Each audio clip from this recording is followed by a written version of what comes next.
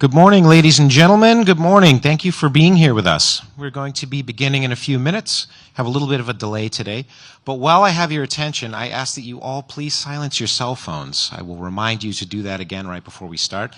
And I also ask that at the conclusion of the event, everyone remain in their seats until the secretary is exited. He'll be exiting through that door over there. So again, please remain in your seats. I will remind you of that as well at the end of the show. Thank you.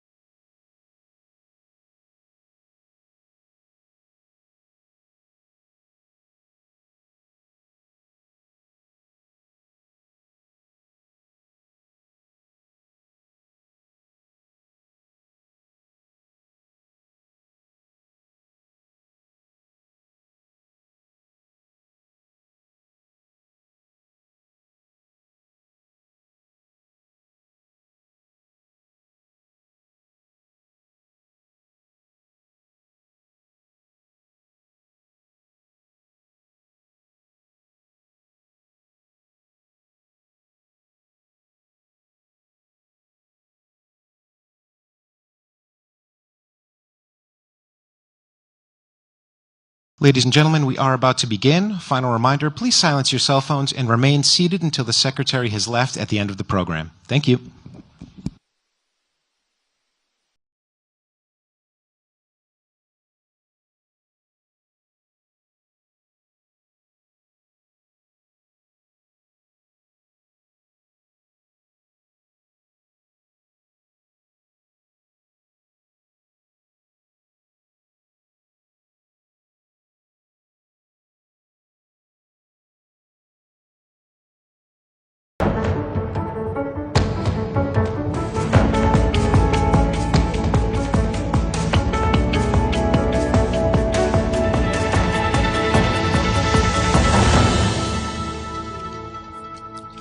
Greetings to those joining us in person here at our new headquarters in Washington, D.C., and virtually from around the world. I'm Fred Kemp, President and CEO of the Atlantic Council, and I'm pleased to welcome you to this edition of Atlantic Council Front Page, our premier platform for global leaders.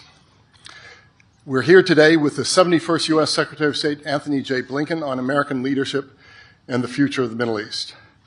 This event is being live streamed on Atlantic Council TV, YouTube, Facebook, and X. You can join the conversation on X by following the Atlantic Council and using the hashtag AC Front Page. So Secretary Blinken, we are honored that you've come to the Atlantic Council to deliver what we're told will be your final speech as America's top diplomat, focusing on the Middle East, a region that I don't have to tell anyone in this room has undergone profound changes with far-reaching consequences for the United States and the wider world in the last months. This is in the context of a historic moment globally, one that President Biden again yesterday, in a speech at the State Department, described as an inflection point, characterized by wars in Europe, the Middle East, and in Africa, rising tensions with China, and an accelerating competition for the commanding heights of technological change.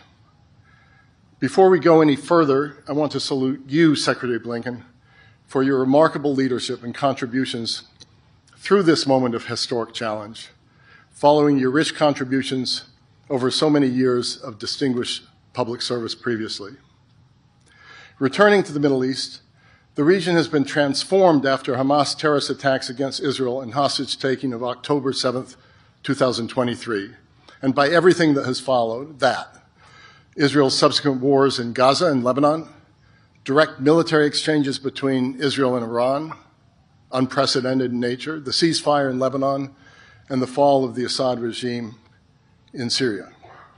At the Atlantic Council, we have sought to highlight the stakes and potential solutions across the Mideast.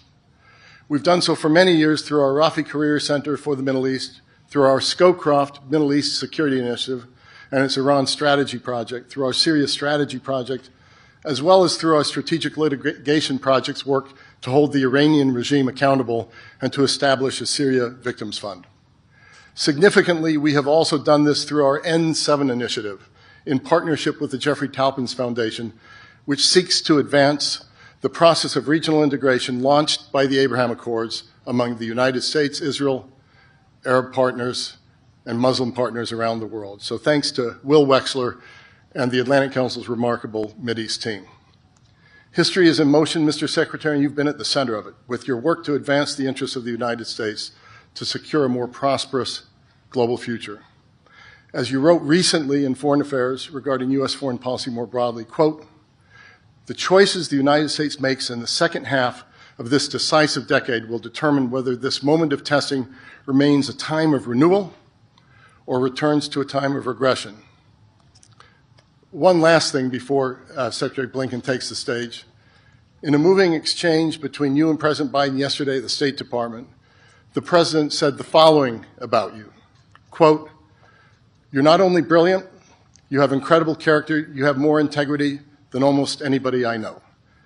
It's now my privilege to welcome Secretary of State Blinken, a man of integrity and accomplishment, in the final days of one of the world's most challenging jobs, to deliver keynote remarks.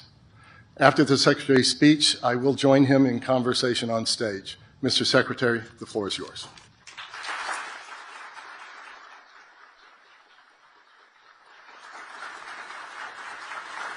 Thank you. Thank you very much. Thank you. Thank you. Well, good morning, everyone. And Fred, to you, thank you for that incredibly generous introduction. But thank you especially for your leadership of this council over nearly 2 decades. It's wonderful to be with you today. It's wonderful to be in this extraordinary new location.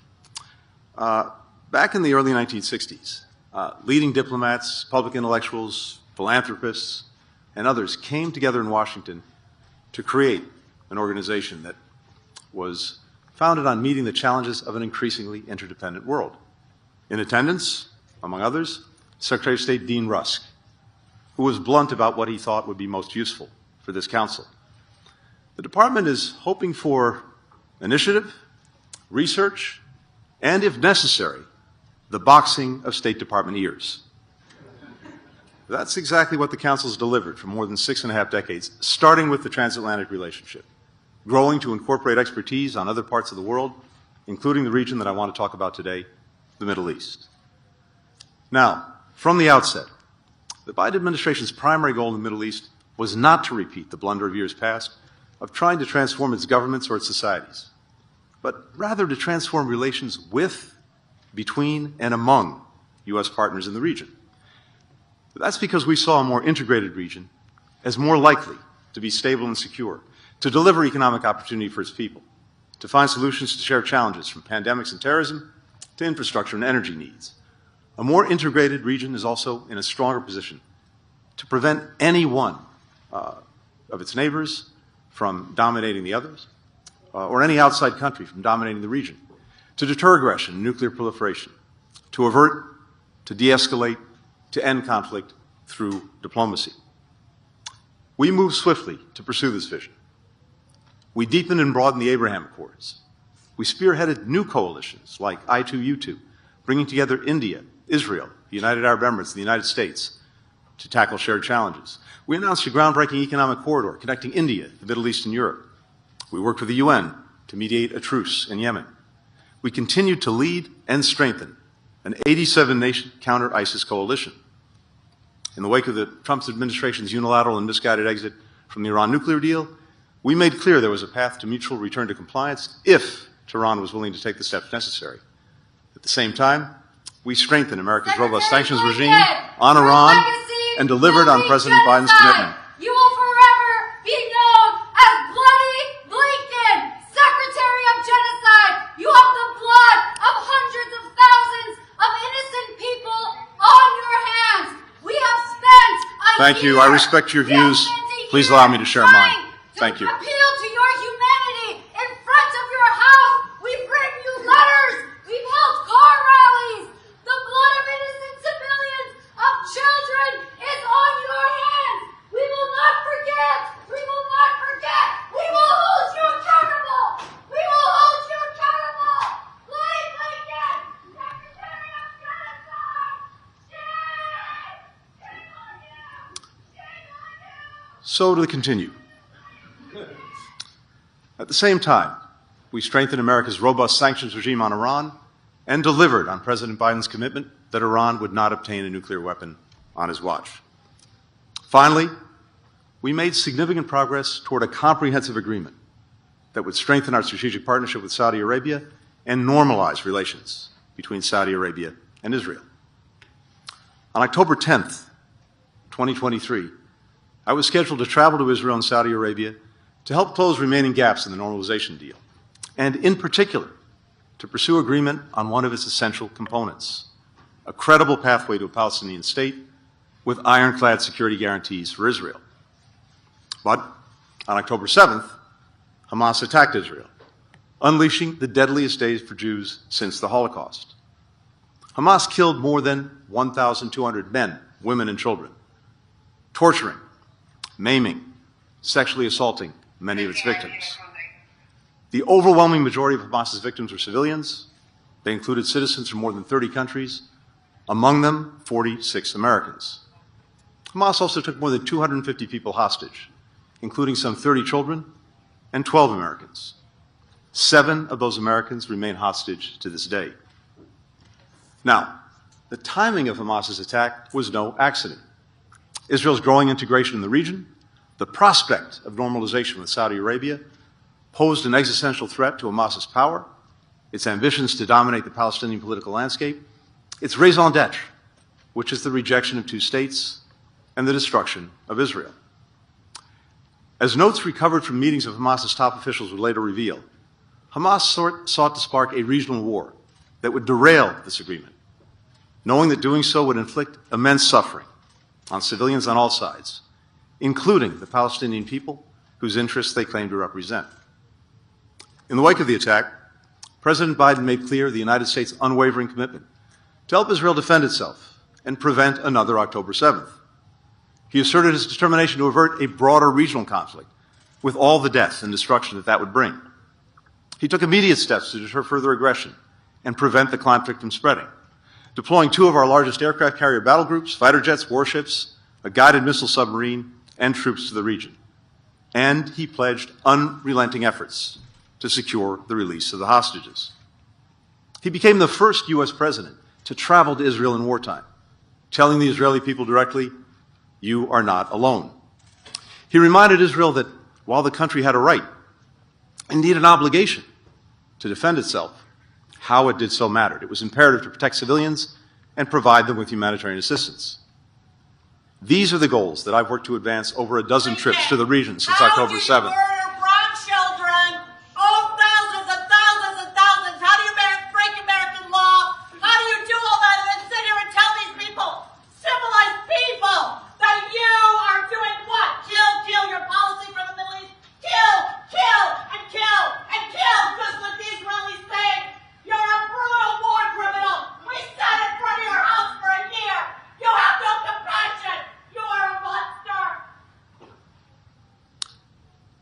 All of this has been part of an all-of-administration effort, led by President Biden, including Jake Sullivan, Bill Burns, Lloyd Austin, Brett McGurk, Amos Hochstein, Barbara Leaf, and our diplomats across the region and around the globe.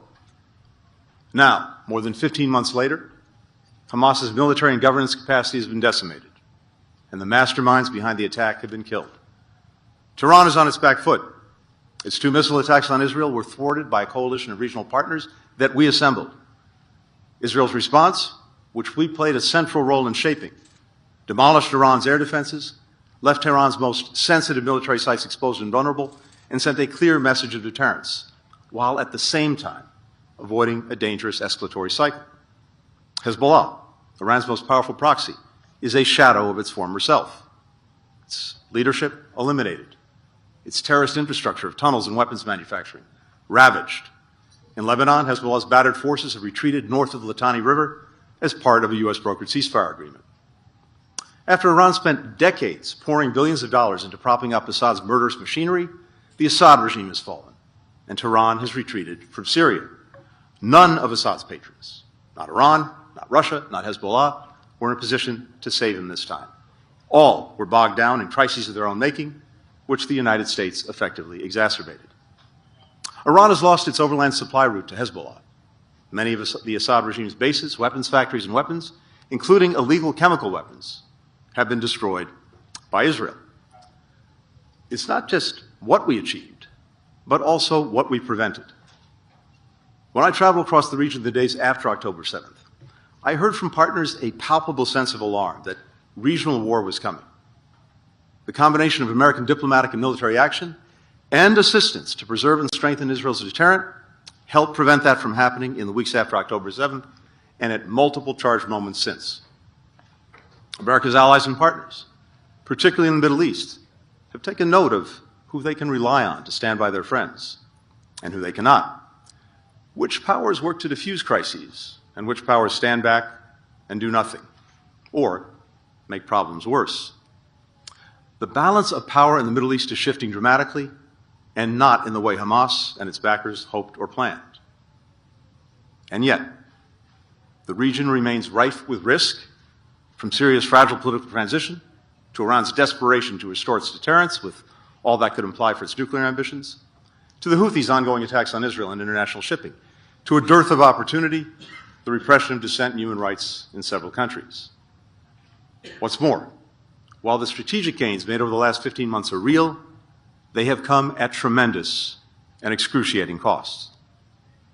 For the families of the kibbutzim, the concert goers, the children, the soldiers killed on October 7th attack, unfathomable grief persists.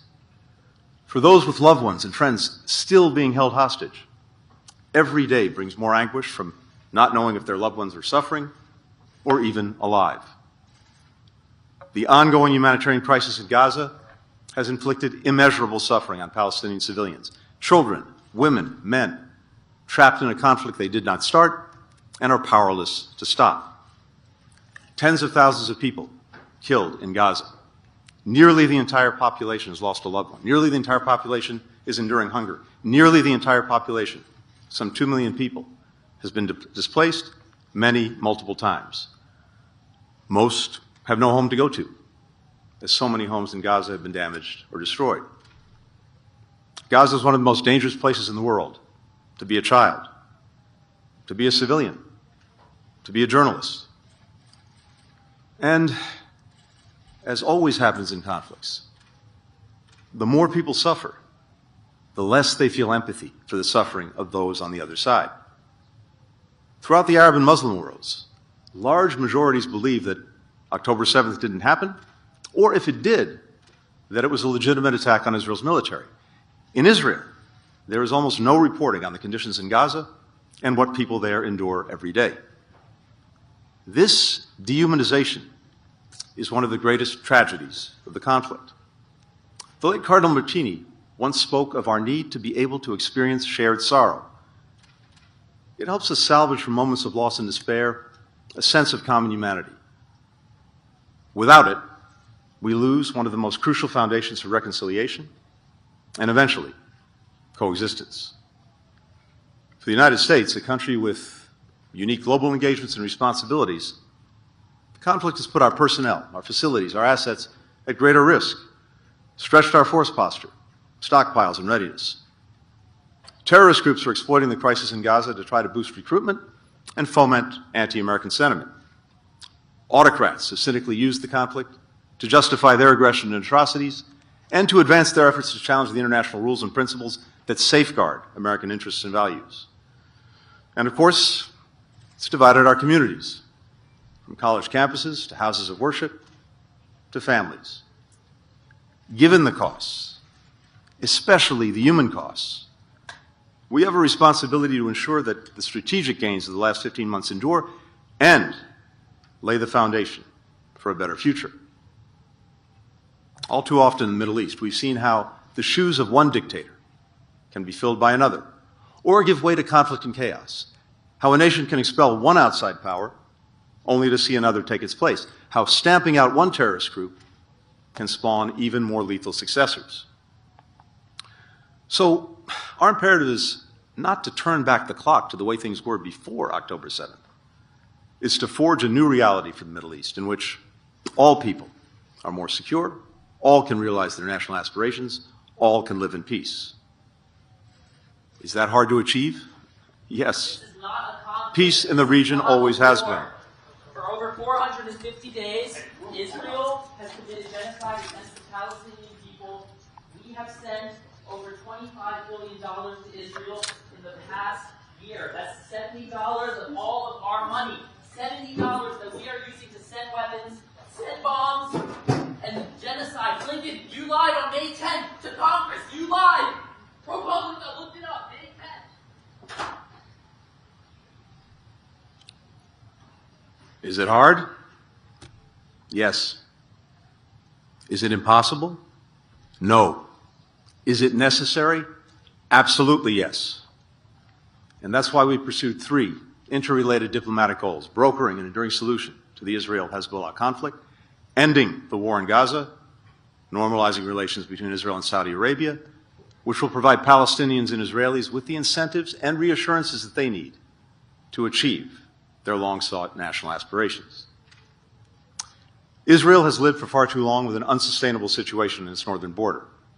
Hezbollah, a terrorist organization whose stated goals include the destruction of Israel, controlled large swaths of Lebanon's territory, including lands south of the Litani River, in violation of the UN resolution that ended the last war between Israel and Hezbollah.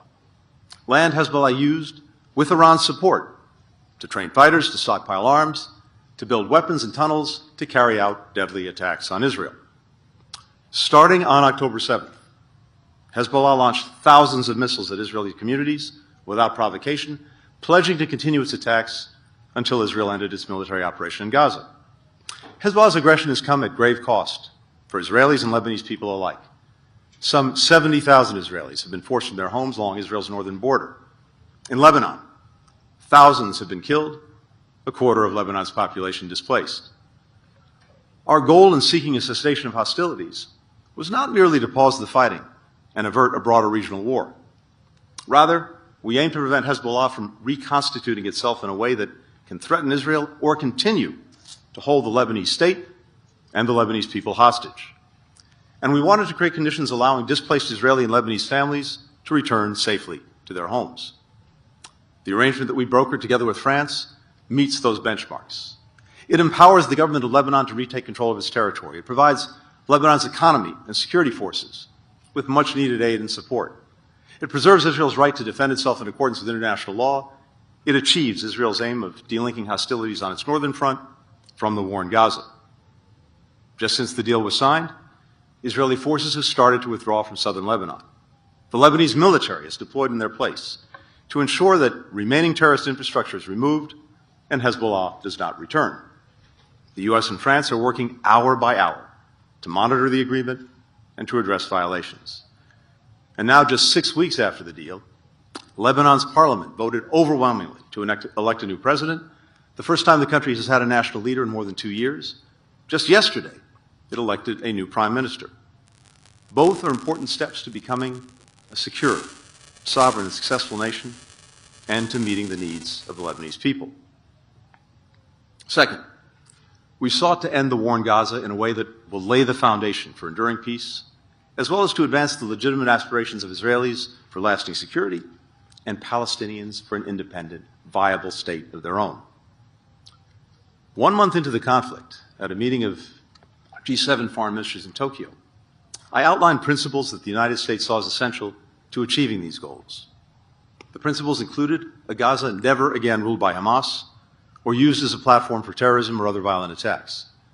New Palestinian-led governance, with Gaza united with the West Bank under the Palestinian Authority. No Israeli military occupation of Gaza or reduction of Gaza's territory. No attempt after the conflict to besiege or block it. And no forcible displacement of Gaza's population. These principles also called for establishing a sustained mechanism for Gaza's recovery and reconstruction, and for creating a pathway toward Israelis and Palestinians living side by side in states of their own, with equal measures of security, freedom, opportunity, and dignity. Now, we and our partners recognize that we wouldn't be able to achieve these goals overnight. The first step, we have long believed, is to achieve an initial ceasefire, 6 weeks, during which Israel and Hamas stop firing, Israeli forces pull back, hostages start to come home, Palestinian prisoners are released, humanitarian assistance surges into Gaza. It will also create space for finalizing a day-after plan to allow the full withdrawal of Israeli forces, to make the ceasefire permanent, and to bring the remaining hostages home. Once we assessed that Israel had achieved its main objective in Gaza of ensuring that Hamas was incapable of carrying out another October 7th, President Biden publicly set out his detailed ceasefire plan. We went around the world building support for the proposal. The UN Security Council swiftly adopted a resolution supporting it, with 14 members voting for it, not a single member voting against it. The Arab League, countries in the region and beyond, all affirmed their support. Hamas, the lone holdout, but now thoroughly isolated, finally accepted President Biden's framework. In the time since, we've worked relentlessly with Qatar and Egypt to negotiate the details of the agreement and its implementation. Now, at different moments, different parties have made it hard to finalize an agreement, or events have delayed or derailed its completion. For the past several months, Hamas has played the spoiler. But over the past several weeks, our intensive efforts have brought us to the brink of full and final agreement. On Sunday, the United States, Qatar, and Egypt put forward a final proposal. The ball is now in Hamas's court. If Hamas accepts, the deal is ready to be concluded and implemented. I believe we will get a ceasefire, And whether we get there in the remaining days of our administration or after January 20th, I believe the deal will follow closely the terms of the agreement that President Biden put forward last May and our administration rallied the world behind. Now, from the outset, we also recognized that we couldn't afford to wait until a ceasefire to plan for what would follow it. For many months, we've been working intensively with our partners to develop a detailed post-conflict plan that would allow Israel to fully withdraw from Gaza, prevent Hamas from filling back in, and provide for Gaza's governance, security, and reconstruction, drawing on the principles that I originally set out in Tokyo.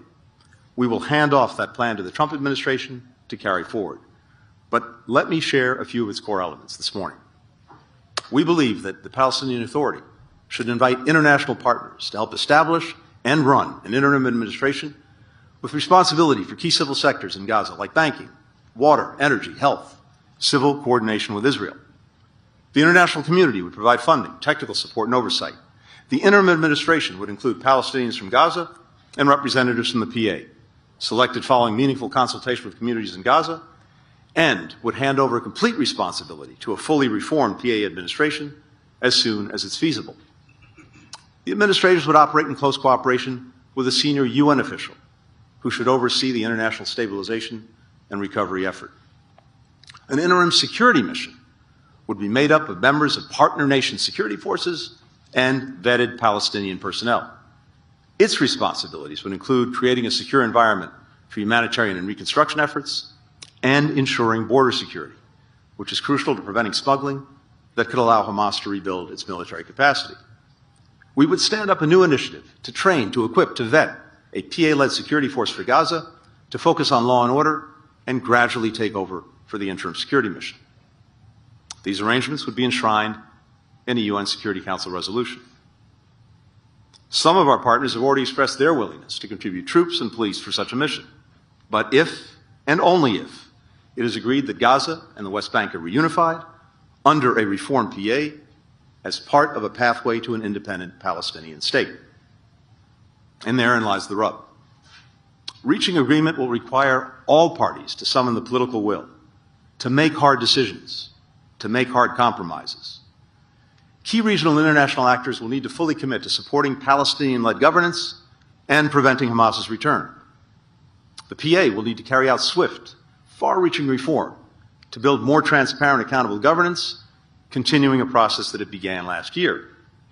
Israel will have to accept reuniting Gaza and the West Bank under the leadership of a reformed PA. And all must embrace a time-bound, conditions-based path toward forming an independent Palestinian state. These principles are mutually reinforcing. Time-bound because no one will believe or accept an endless process. Palestinians need and deserve a clear and near horizon for political self-determination. Conditions-based because while Palestinians have a right to self-determination, with that right comes responsibility.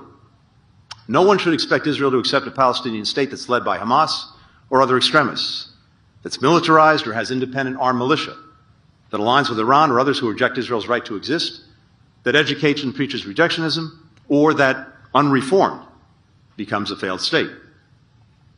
Israelis must decide what relationship they want with the Palestinians. That cannot be the illusion that Palestinians will accept being a non-people without national rights. 7 million Israeli Jews and some 5 million Palestinians are rooted in the same land. Neither is going anywhere. Israelis must abandon the myth that they can carry out de facto annexation without cost and consequence to Israel's democracy, to its standing, to its security. Accepting a time-bound, conditions-based approach for Palestinian statehood will provide the political horizon that regional and international actors need to contribute the security forces and financial support necessary to help new Palestinian leaders govern, secure, and rebuild Gaza. Some in Israel argue that accepting a political horizon for the Palestinians would reward Hamas for October 7th. In fact, Hamas has tried to kill the idea of two states for decades. It hoped to destroy the Oslo Accords with relentless suicide bombs. It sought to strangle the Arab Peace Initiative by launching the horrific Passover attacks. Far from rewarding Hamas, accepting a political horizon would be the ultimate rebuke to its nihilistic agenda of death and destruction. We sincerely hope the parties will be prepared to make tough choices going forward. And yet, the unimpeachable reality is that up to this point, they've either failed to make these difficult decisions or acted in ways that put a deal and long-term peace further from reach. Israel's government has systematically undermined the capacity and legitimacy of the only viable alternative to Hamas, the Palestinian Authority. Consider funding. Israel continues to hold back PA tax revenues that it collects on behalf of the Palestinians, funds that belong to the Palestinians and that the PA needs to pay people who provide essential services like health care and security in the West Bank, which is vital to Israel's own security. Just this week, U.S. engagement led Israel to agree to unlock hundreds of millions of dollars in PA tax revenues, a welcome step. But these funds never should have been withheld in the first place. And Israel continues to hold more than $500 million in tax revenues that the PA urgently needs and the Palestinians are entitled to. In the West Bank, Israel is expanding official settlements and nationalizing land at a faster clip than any time in the last decade, while turning a blind eye to unprecedented growth in illegal outposts. Violent attacks by extremist settlers against Palestinian civilians have reached record levels. We've long made the point to the Israeli government that Hamas cannot be defeated by a military campaign alone, that without a clear alternative, a post-conflict plan, and a credible political horizon for the Palestinians, Hamas, or something just as abhorrent and dangerous, will grow back. That's exactly what's happened in northern Gaza since October 7th. Each time Israel completes its military operations and pulls back, Hamas militants regroup and reemerge because there's nothing else to fill the void. Indeed, we assess that Hamas has recruited almost as many new militants as it has lost. That is a recipe for an enduring insurgency and perpetual war. The longer the war goes on, the worse the humanitarian situation gets in Gaza. Israel faces uniquely challenging circumstances in Gaza. A civilian population trapped there, with Hamas hiding in and under homes, hospitals, schools, and mosques. Indeed, Hamas has cynically weaponized the suffering of Palestinians. In a message that Yahya Sinwar, Hamas's military leader at the time, sent to mediators, he called the death of Palestinian civilians, and I quote, necessary sacrifices, and said the more innocent Palestinians were killed, the more Hamas would benefit. These profound challenges notwithstanding, Israel's efforts have fallen far short of meeting the colossal scale of need in Gaza. We've been clear publicly and privately that there are steps Israel could take to transform the humanitarian situation in Gaza and ensure that critical aid reaches all Palestinians in need. Those include restarting the flow of commercial goods, undertaking pauses in military operations, as it did during the successful polio vaccination campaign, and securing specific corridors for the flow of aid to storage and distribution sites. The suffering of civilians in Gaza is a tragedy in its own right. It's also isolated Israel internationally and imperiled its hard-earned strides toward building relationships in the region. The longer the humanitarian crisis in Gaza goes on, the more Arab countries that recently normalized relations with Israel will face pressure from their populations to walk away. And the greater the risk that Israel's long-standing peace accords with Jordan and Egypt will collapse. The ballast that these partnerships provide for Israel in the region, easy to take for granted, especially for generations who only know a world where these nations are at peace. But their rupture would unleash even greater instability and be incredibly hard to repair. Remaining bogged down in Gaza will harm Israel economically. Already, foreign direct investment and Israel's credit rating have taken real hits. The extended mobilization of reservists is undermining tens of thousands of businesses and private sector productivity. For its part, the Palestinian Authority repeatedly failed to undertake long overdue reforms, like reining in corruption and a bloated bureaucracy, further eroding its support among Palestinians. The PA's refusal to consistently and unequivocally condemn Hamas in the killings of October 7th only entrenched doubts among Israelis that the two communities can ever live side by side in peace, as have the PA's payments to the families of terrorists and the anti-Semitic remarks of its leader. many partners in the region and beyond have also been unwilling to publicly condemn Hamas. Amidst the chorus of condemnation of Israel, the silence about Hamas has been deafening. Where was the sustained and united demand for Hamas to release hostages, to put down its arms? Where was the urgent effort to crack down on the financing, the arms, the materials that Hamas employs to deadly effect? Where was the opprobrium for Hamas's heinous practice of hiding among civilians? Had countries around the world applied this collective pressure, Hamas's leaders might have been forced to make different decisions many months ago, and massive suffering might have been averted. Hamas especially has often chosen to sit back and wait, believing that the more time passed, the more Palestinians in Gaza suffered, the greater the chances that Iran, Hezbollah, and others would feel forced to attack Israel, sparking a wider war, the more international pressure would mount on Israel to unconditionally end its military operation, the greater the likelihood a rift would open between Israel and the United States. For its part, Israel has pursued its military campaign past the point of destroying Hamas's military capacity and killing the leaders responsible for October 7th, convinced that unrelenting military pressure was required to get Hamas to accept a ceasefire and hostage deal on Israel's terms. And Israel has held firm to the belief that any deviation from its intensive military effort would be interpreted by Hamas as a sign of weakness or declining will. Some have questioned whether a different policy and approach would have changed this dynamic, whether we put too much pressure on Israel, on Hamas, on Iran, or not enough. We have debated these questions vigorously within the administration, within the State Department, where we benefited from a range of different views. Some believe, by privately and publicly seeking to restrain and reshape Israel's military operations, we held it back from inflicting even greater damage on Iran, on Hamas, on Hezbollah, on other adversaries.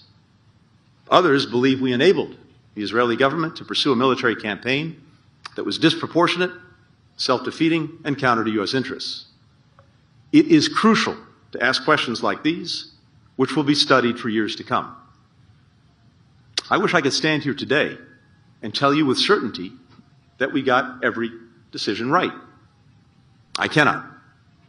I wish I could tell you that leaders in the region always put their people's interests ahead of their own interests. They did not. But what I can tell you is this. First, we continue to believe the best way to create a more stable, secure, and prosperous Middle East and deal a lasting blow to Iran, Hamas, Hezbollah, and the entire so-called axis of resistance is through forging a more integrated region. And the key to achieving that integration, now more than ever, is ending this conflict in a way that realizes the long-standing aspirations of both Israelis and Palestinians to live with peace and security in states of their own. Second, as much influence as the United States wields in the Middle East, we can't dictate outcomes. In the end, whether the region takes the path toward greater integration will ultimately come down not to us, but to the decisions of its leaders and the decisions of its people. Finally, we stand here today with a historic window of opportunity still open. While seizing it cannot bring back the innocent Israeli and Palestinian lives lost, it will prevent more lives from being taken. It will break the cycle of violence and bloodshed. We must not squander this chance. Israel's most deep-rooted desire from its founding has been to be accepted and treated as a normal state in the region and the world, with all the rights and responsibilities that implies. At the same time, in Israeli hearts and minds lies the conviction that past efforts at peace have been met with rejection, violent resistance, greater insecurity, with Camp David leading to the Second Intifada, the unilateral withdrawals from Lebanon and Gaza leading to Hezbollah and to Hamas. In the wake of October 7th, convincing Israelis otherwise will be a necessary and major undertaking. The prospect of normalization between Israel and Saudi Arabia represents the best opportunity to achieve the long-sought goal of Israel's greater integration in the region. And it's also the best incentive to get the parties to make tough decisions necessary to fully realize the aspirations of both Israelis and Palestinians and cut the Gordian knot that has held back progress up to this point. Much of the heavy lifting for normalization is complete. including negotiations on complex U.S.-Saudi elements of an agreement. These elements include a strategic alliance agreement that establishes Saudi Arabia as a treaty ally of the United States, a defense cooperation agreement that enhances military coordination and builds integrated capabilities, an energy agreement that includes civil nuclear cooperation, and an economic agreement to bolster bilateral trade and investment. For both sides, October 7th has raised the stakes of the normalization deal. For Saudi Arabia, advancing efforts to realize Palestinian self-determination was always a key component. But now, the need to end the war in Gaza and for a credible road to Palestinian statehood is all the more urgent for Riyadh. For Israel, October 7th and its aftermath have underscored that a more integrated region and security architecture can best address threats to its security and isolate its enemies. That is exactly what we saw in April and again in October when, with U.S. leadership, partners in the region and beyond came together in an unprecedented way to help defend Israel against Iran's unprecedented direct missile attacks. It also speaks to what the world could do to put Iran's nuclear program back in a box and ensure that Tehran never has a nuclear weapon. In 2021, a team of documentary filmmakers traveled around Gaza asking children a simple question: what is your dream? Many of the kids they interviewed looked to be 5 or 6 years old, about the same age as my own kids. A little girl dreamed of becoming a doctor. Why? The interviewer asked. To treat people in war, she said. A boy dreamed of becoming a pilot so that he could fly people out of the place where they were, so they could see the world, so they could be happy. A girl dreamed of being an engineer so she could help rebuild homes that had been destroyed. A boy said his dream was to see the country under my hands develop into a beautiful place. I know Israeli girls and boys have very similar dreams. They dream of no longer saying goodbye to older siblings and parents going off to war, of not spending nights in bomb shelters or getting onto a school bus that's attacked by terrorists. They dream of returning to homes that they fled, of making destroyed communities beautiful again. Another path is possible. We've seen it, a path toward greater integration, greater opportunity, toward peace, with lasting security. I believe that because of the foundations we put in place, both before and after October 7th, that path is still open. And I believe that if leaders make the difficult decisions to walk that path, they'll not only have America by their side, but a power that no adversary can match. Generations of young people determined to reject the idea that conflict is inevitable and that enmity is inherited, and brave enough to embrace peaceful coexistence. I thank you very much for listening.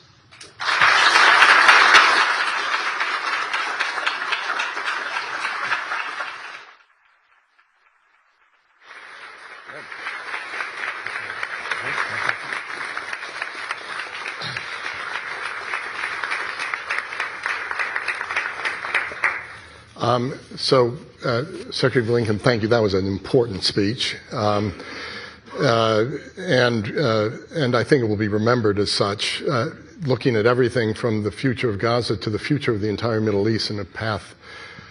So we don't have much time, but I want to ask you a couple of questions that deals with what's in that speech. First of all, on the issue of Gaza.